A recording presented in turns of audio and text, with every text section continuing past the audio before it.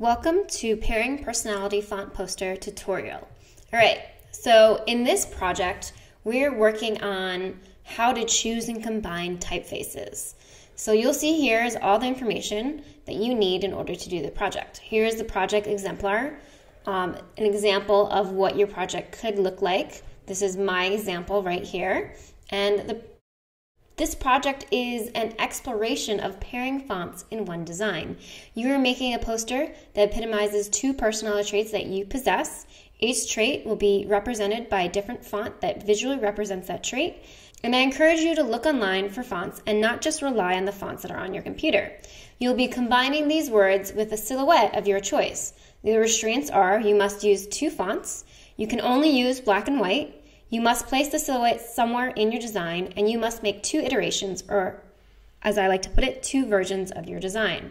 Here are your project steps. First, you're going to do your personality traits brainstorm. Again, we're always going to our Google Drive folder, Pairing Personality Font Poster, and you'll see in there that you have a brainstorm. Here you're going to fill out your brainstorm, all right? And personality traits are simply actions, attitudes, or behaviors you possess. You're going to brainstorm 10 personality traits that you possess, and here's some examples on the right, and then you're going to pick 2 of these to use in your project. All right, after you do your brainstorm, you're going to move on and look in the project files. Here you will download the Illustrator file, your name, type, personality, and a silhouette of your choice. We have 6 here, 3 male and 3 female. You'll pick one that you would like to use. All right. So that's that step. Once you've downloaded your file, you will then put your files into your desktop folder, right? So here I put it in my desktop folder. Very importantly, name from your name to your actual name. So Miss G, type personality, type personality, and then open it up in Illustrator. Just double click. All right, so remember, you're following these instructions to the letter, all right? So you've put your file in your desktop folder, you've renamed it, and now you're on the step where right now you're watching the tutorial. And then you're going to be actually working on your project. So let's look over this file. Remember, Command minus, zoom out. You'll see that here you have 3 artboards, fonts, poster version 1 and poster version 2. The first artboard is where you're going to work on actually putting in your fonts. So I encourage you again to not only look at the fonts that you have here, but to go online and maybe click on one of these links and find some fonts that you think might actually epitomize those specific personality traits.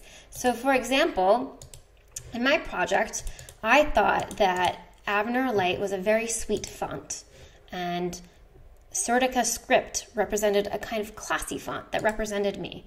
So what you do is once you find those fonts, and I encourage you again to look around, play around here, look online. This is a good site for some free fonts. You can look at lots of different versions, hand-drawn, serif, sans serif, etc., etc. This is where you need to be very cognizant of what you're picking. Your font should represent that personality trait. All right, so once you do pick the font that represents your personality trait, then you're going to go in here, and remember you can use the text tool, and you're going to edit it. So for example, for my first one, Abner Light, so make sure you put the name of the font. Abner Light represents sweet. So I'd write Abner Light represents sweet. And then I would actually change this to the font. So I'm going to change this to Abner Light. So remember, this is a family. You're just picking one font from that family. And you need to actually put that font, the full name. So not just Abner, Abner Light. All right? So Abner Light represents sweet. And the other one I did was Sertica Script represented classy. And I'm just going to do this really quickly and paste it in here. All right, so that's the first step, is once you have actually decided on which font will represent which personality trait, you need to put this right here in the information for the fonts for your project. All right, your next step will be to take actually those specific personality traits in that font and use them. All right, so sweet and classy. All right, now the next step you need to do is you need to actually place that silhouette GIF that you had decided on using. So I had picked this one, and if I go to my folder, this was the silhouette that I picked. Remember, you've put it in your folder. When you go into Illustrator, do File, Place. File, Place, Silhouette, Female 1. I'm going to place this, and it's super large. So what I'm going to do is, remember, hold down Shift, and you're going to resize it. Resize. You want to resize proportionally. And this is where you have the option of deciding how much or how little you want to have in your artboard. You could have only part of it. And if you find that your artboards are too close together, you're like, oh, this is going onto this artboard, just use this artboard selection tool. Select your artboard and just move it down so it's a little further away. And that way, they're not overlapping each other. So remember, you can do that. When you're actually working with your fonts, there's a couple things I want you to do. Number one, I want you to work on changing the size.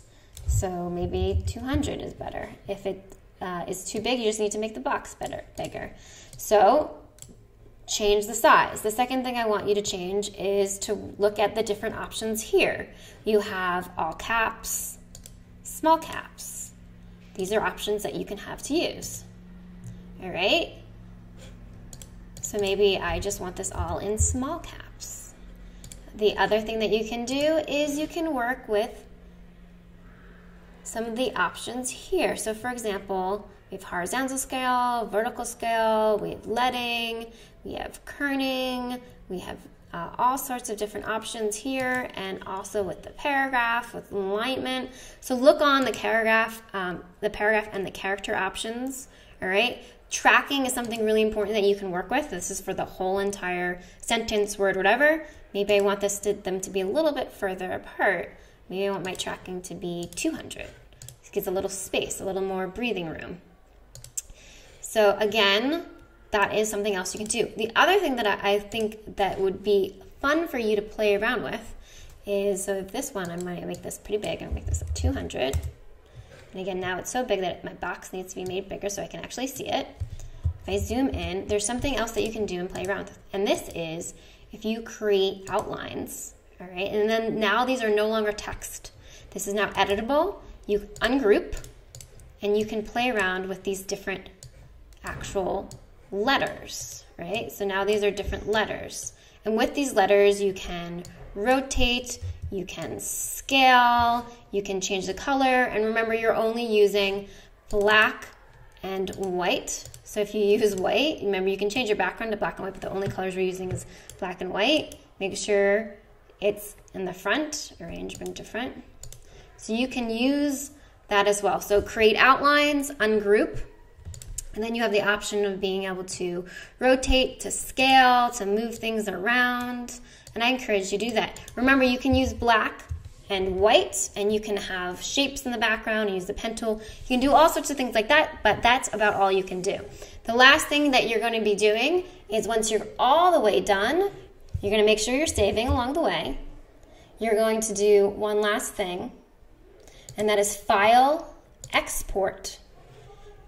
And you're going to make sure it's JPEG. Click Use Artboards and then Export. And say OK. Now this will be exporting all your things together. All right, so now I have all JPEGs of all my images. And these files are what you're going to upload to your Google Drive folder.